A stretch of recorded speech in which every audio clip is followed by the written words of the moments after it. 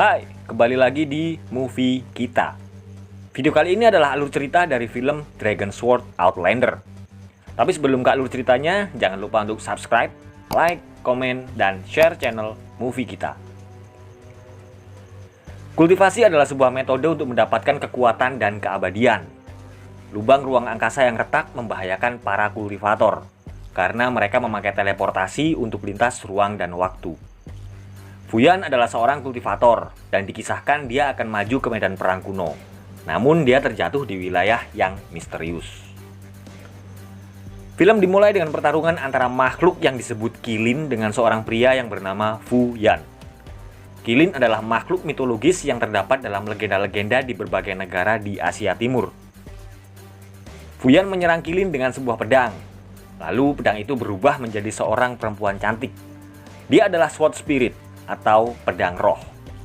Fuyan memerintahkan Sword Spirit menjadi 9 pedang dan menyerang Qilin. Namun Qilin belum kalah. Fuyan menggunakan kekuatan api untuk menyerang Qilin. Saat Qilin itu terkena api, Fuyan pun dengan cepat menusuk Qilin dengan pedangnya. Pedang roh itu ternyata bernama Xishan. Dia adalah pelayan Fuyan. Sebenarnya wujud aslinya bukan seperti itu. Mungkin karena efek kultivasi, bentuk Xishan menjadi tidak stabil. Tiba-tiba awan menjadi gelap. Lalu muncul seorang pria tua yang bernama Lin Tatian. Dia adalah seorang master sejati ilmu alkimia yang sedang menjalankan kultivasi hantu untuk bisa menjadi dewa hantu. Dia ingin membantu Fuyan keluar dari hutan itu. Hutan itu telah diberi formasi Bagua berunsur 9. Mereka harus menemukan 5 titik utama agar bisa keluar dari hutan itu. Akhirnya mereka pergi menemukan 5 titik utama di hutan itu. Saat Fuyan akan masuk danau, tiba-tiba dia dimakan oleh seekor monster raksasa. Ternyata itu adalah jalan menuju dunia orc. Di sebuah tempat bernama Istana Berkabut, ada 2 orang perempuan. Mereka adalah penguasa Istana Berkabut dan muridnya yang bernama Lan Moi.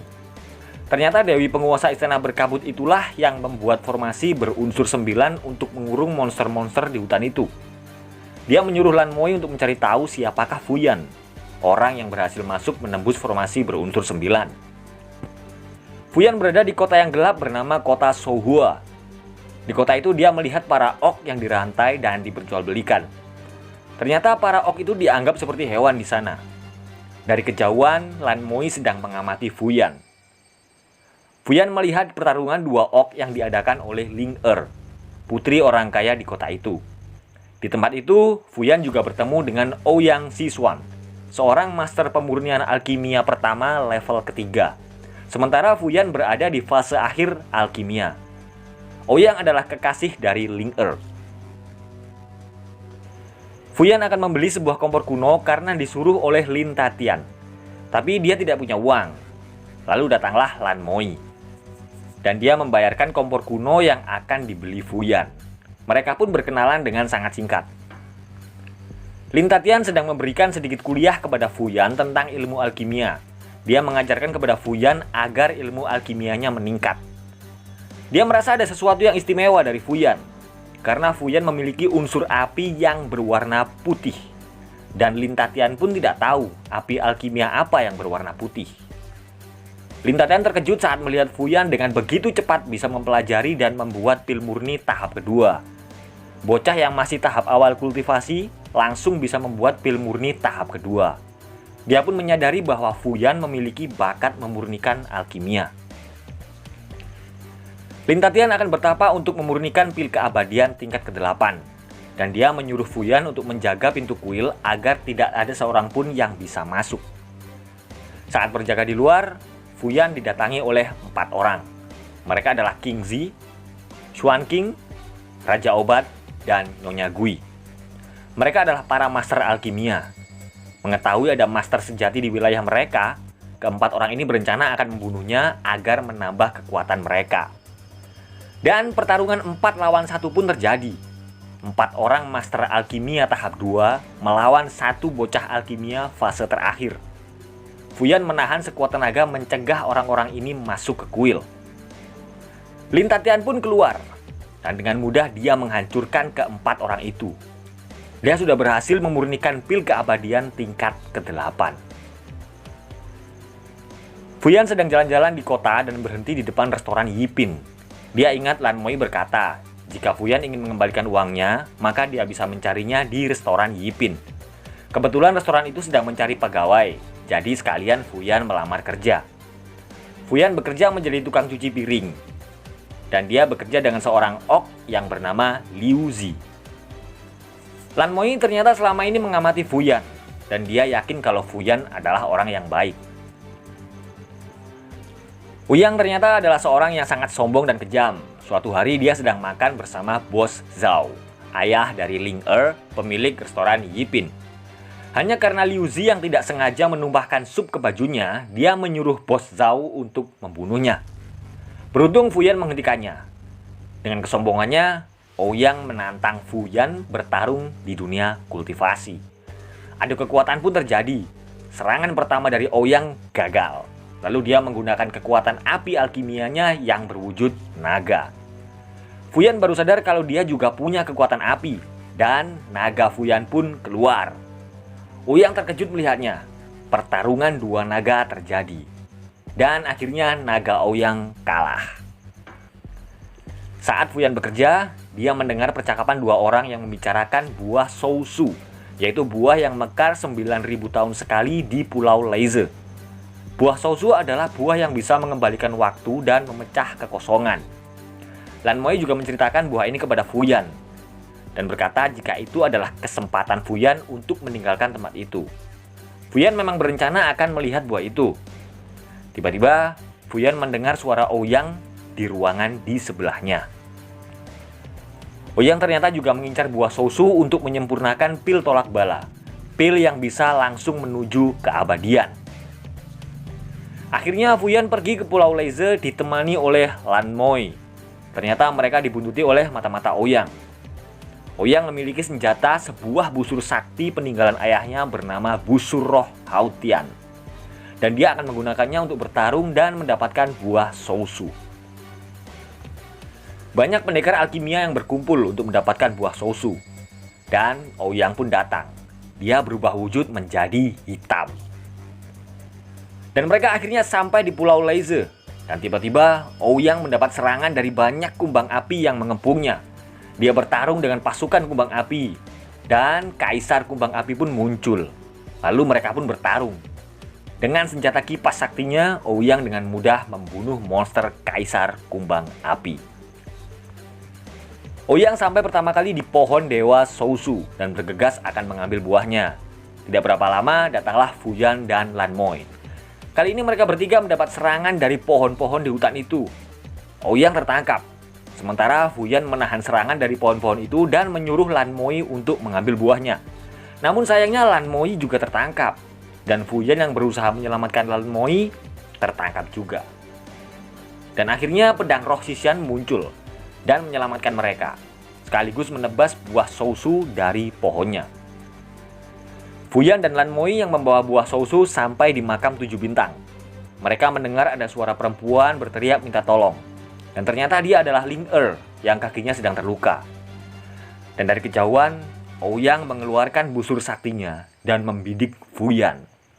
Ternyata Ling Er dijadikan umpan agar dia bisa membunuh Fuyan dengan busurnya. Ouyang sudah menarik anak panah dan siap melepaskannya ke Fuyan. Akhirnya dia memanah Fuyan. Dan Fuyan sampai terbawa oleh anak panah busur sakti itu. Merasa anak panahnya belum membunuh Fuyan, akhirnya Ouyang pergi untuk mencari Fuyan. Di sebuah gua, Fuyan ternyata selamat dari panah Ouyang. Lalu Fuyan dan Xishan berusaha keluar dari gua itu. Mereka sampai di sebuah ruangan di gua itu. Dan Fuyan melihat ada sebuah lukisan di dinding gua. Di lukisan itu digambarkan bahwa dahulu ada orang yang menggunakan darahnya untuk membuka segel ras monster dan melepaskan seekor siluman kalajengking berekor 2 yang membuat banyak kejahatan. Dan akhirnya ada master yang berhasil mengendalikan siluman itu dan menyegelnya di sebuah peti di bawah tanah dengan menggunakan buah pohon dewa Sousu. Fuyan dan Xishan lalu bertemu dengan sosok yang memakai jubah sedang melakukan ritual. Ternyata dia adalah Liu Zi. dengan keadaan tangannya yang terluka dan berdarah. Ternyata dia akan membuka segel ras monster dan melepaskan siluman kalajengking menggunakan darahnya. Lalu Ouyang tiba-tiba muncul dan memanah Fuyan. Tapi panah itu meleset dan malah mengenai Liu Zi.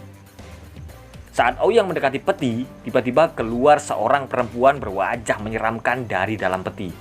Dan dia adalah siluman Ratu Kalajengking.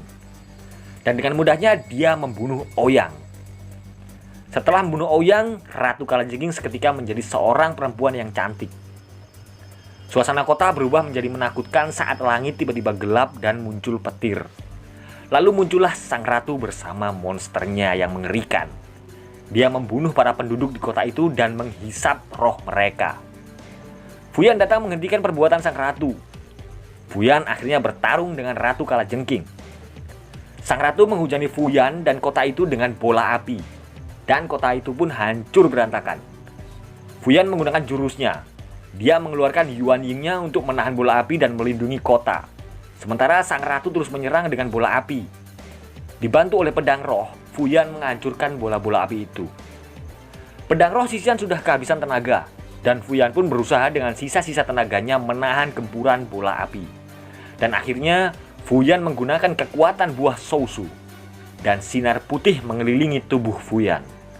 Fuyan seperti sedang mendapatkan kekuatan yang sangat besar. Dan Fuyan akhirnya menjadi ahli alkimia bintang 1. Sang ratu mengeluarkan monster kalajengking berekor 2 miliknya. Dan Fuyan mengeluarkan naga saktinya. Sang ratu sedikit khawatir melihat naga Fuyan. Karena naga Fuyan berada di urutan kedua dalam hewan mitologi. Akhirnya pertarungan sengit antara naga melawan siluman kalajengking terjadi. Mereka saling adu kekuatan. Dan akhirnya sang naga berhasil membunuh siluman kalajengking. Sang ratu sangat murka. Dengan menggunakan kekuatan gabungan dengan roh Ouyang, dia lalu menyerang Fuyan. Fuyan menahan serangan sang ratu dengan pedang rohnya. Namun serangan sang ratu terlalu kuat. Sampai akhirnya kalung giok di leher Fuyan pun menyala. Dan muncullah Lin Tatian. Lin Tatian menyerang sang ratu dengan kekuatannya. Sang ratu pun sedikit gentar dan takut melihat kekuatan besar dari Lin Tatian. Lin Tatian lalu menggunakan pedang roh yang digabungkan dengan kekuatannya untuk menyerang sang ratu. Dan pedang roh pun berubah menjadi pedang keabadian. Perisai sang ratu pun tidak kuat menahan kekuatan besar dari pedang ini. Dan akhirnya sang ratu kalah dan hancur terkena kekuatan pedang keabadian. Lan Moy dan Ling Er datang. Ternyata Ling Er justru menyelamatkan Lan Moy. Tiba-tiba roh Ouyang muncul dan memanah Fuyan. Tapi Lan Moy mengorbankan dirinya dan terkena panah Ouyang. Dan Ouyang pun dihabisi oleh Lin Tatian. Dan beruntungnya Lin Tatian memiliki pil keabadian. Dan Fuyan pun memberikan pil itu kepada Lan Moy. Dan syukur alhamdulillah Lan Moy akhirnya selamat. Setelah kejadian itu suasana kota menjadi lebih baik. Manusia hidup damai dan berdampingan dengan para orc. Fuyan dan Lan Moy akhirnya menjadi pasangan romantis yang sedang jatuh cinta. Seluruh rakyat kota pun merasa sangat berterima kasih kepada Fuyan. Dan ternyata film ini masih bersambung guys. Di akhir film diperlihatkan sebuah tempat yang dinamakan Medan Perang Kuno. Mereka bertiga melanjutkan petualangan dan ada adegan di mana Fuyan bertarung dengan Lin Tatian. Sepertinya banyak kejutan dan adegan-adegan keren di lanjutan film ini. Kita tunggu saja lanjutannya di Dragon Sword Ancient Battlefield.